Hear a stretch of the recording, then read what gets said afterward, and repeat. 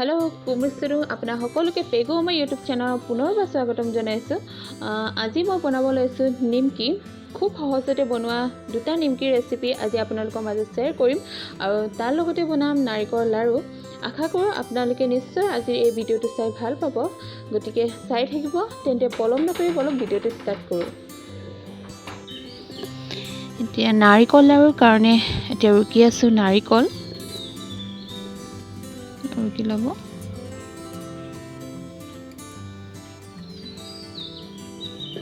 এইখিনি ৰুকা হৈ গল,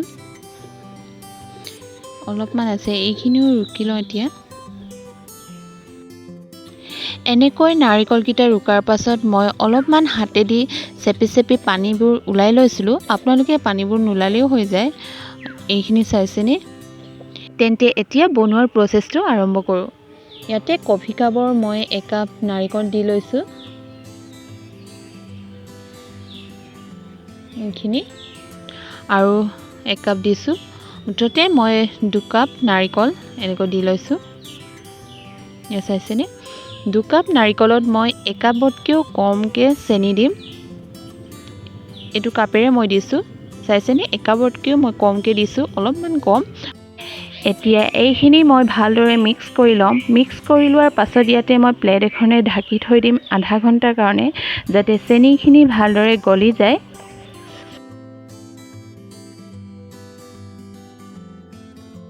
এনেকৈ ঢাকি থৈ দিম। আধা ঘণ্টামান থোৱাৰ পাছত এতিয়া কেৰাহীত নাৰিকলখিনি ভাজি লওঁ।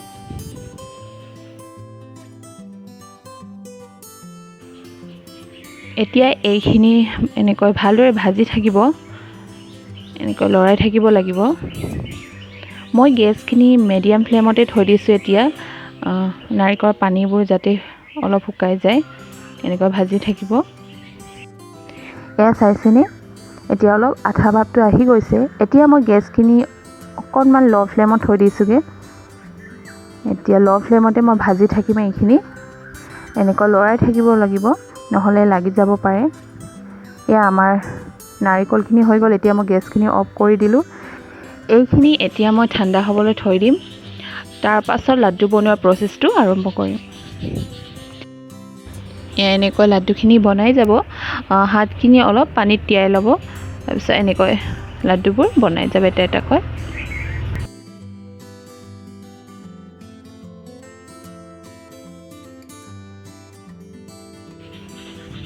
এনেকৈ হাতটো অকণমান পানীত তিয়াই পিনি এনেকৈ লাড্ডুটো বনাই যাব।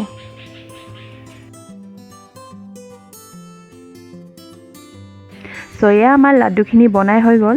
এতিয়া বলক নিমকি বনোৱা প্ৰসেসটো আৰম্ভ কৰোঁ। নিমকিৰ বাবে মই ইয়াতে ময়দাখিনি চালি লৈছিলোঁ এইখিনি। আৰু আমাৰ নিমকিৰ বাবে লাগিব চেনি অকণমান, কালজিৰা, ইলাইচি 3টা লৈছোঁ। ইয়াতে আছে নিমখ আৰু 1 কাপমান পানী লৈছোঁ আৰু লাগিব ৰিফাইন তেল আৰু আমাক লাগিব চাকু এটা। এতিয়া ময়দাখিনিত মই দি দিছোঁ কালজিৰা,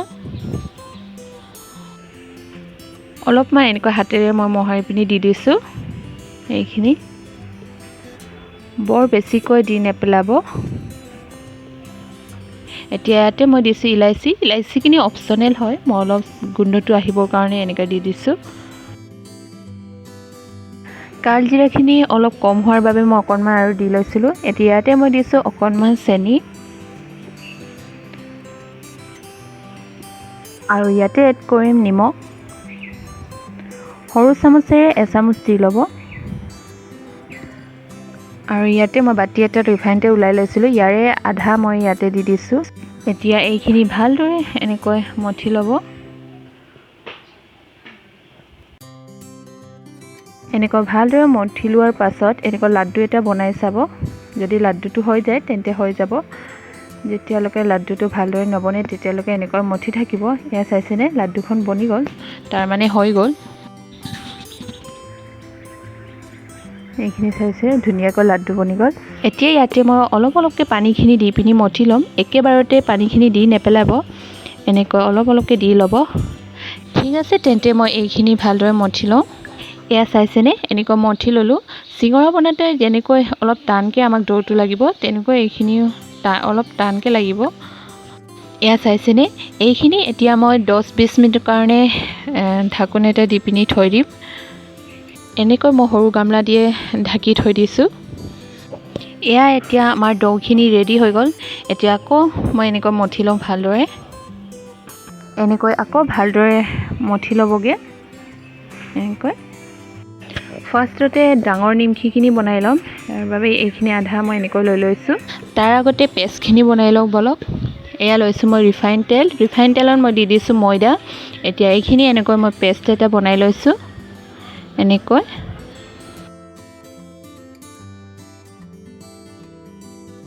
তেন্তে আহক ডাঙৰ নিমকি বনোৱা প্ৰচেছটো আৰম্ভ কৰোঁ। এইখিনি ভালদৰে এনেকৈ গোল কৰি ৰুটি যেনেকৈ বেলোঁ আমি তেনেকৈ ৰুটিৰ আকাৰত বেলি ল'ব। একেবাৰে গোলকৈ নেবেলিলেও হৈ যাব। আপোনালোকে যেনেদৰে পাৰে তেনেকৈ বেলি ল'ব। এনেকৈ ডাঙৰকৈ বেলি ল'ব। বেলি লোৱাৰ পাছত ইয়াতে মই বনাই থোৱা পেষ্টখিনি এতিয়া ইয়াতে মই এনেকৈ সানি লৈছোঁ ভালদৰে। এনেকৈ সানি ল'ব। সানি লোৱাৰ পাছত এয়া ওপৰেদি ইয়াৰ পৰা আপোনালোকে এনেকৈ ৰাউণ্ড কৰি যাব হাতেদি। তাৰপিছত ভালকৈ মই ছাইডত এনেকৈ টেপি লৈছোঁ যাতে ওলাই নাযায়। আপোনালোকে দুখন হাতেৰে এনেকৈ ভালদৰে ৰ'লকণ বনাই ল'ব। এতিয়া এইখিনি চুৰি কটাৰীয়েদি কাটি লওঁ। এনেকৈ মই এয়া 4 ভাগ কৰি লৈছোঁ। এতিয়া এইখিনি ওপৰেদি মই এনেকৈ প্ৰেছ কৰি দিছোঁ। এনেকৈ আপোনালোকে প্ৰেছ কৰি ল'ব। এতিয়া এইখিনি ৰুটিৰ আকাৰত বেলি লওঁ। এয়া চাইছেনে, মই এনেকৈ ৰুটিৰ আকাৰত বেলি ল'লোঁ।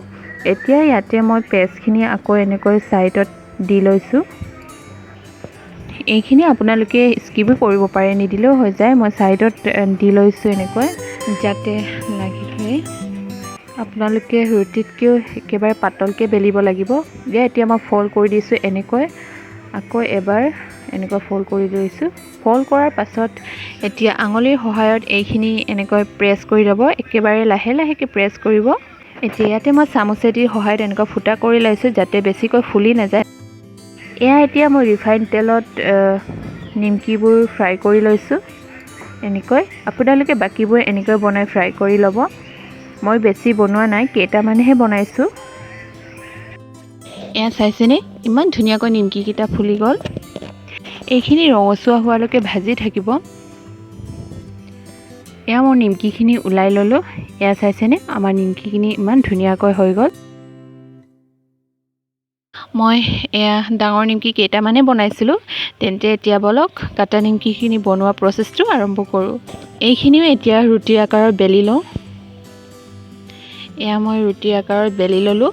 এনেকৈ ডাঙৰকৈ বেলি ল'ব। একেবাৰে ৰাউণ্ড নহ'লেও হ'ব। আপোনালোকে যেনেকৈ পাৰে তেনেকৈ বেলি ল'ব। এতিয়া মই এয়া চাকুৱেদি নিমকি শ্বেপটো কাটি লওঁ এনেকৈ।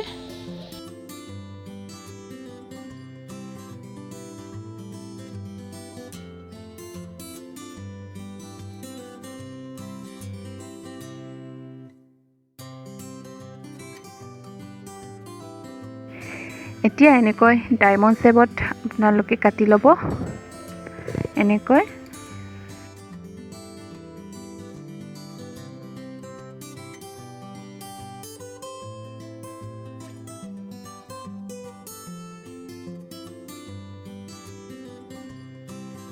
এতিয়া এইখিনি চাকুৰ সহায়ত এনেকৈ এটা এটাকৈ ওলাই দিব।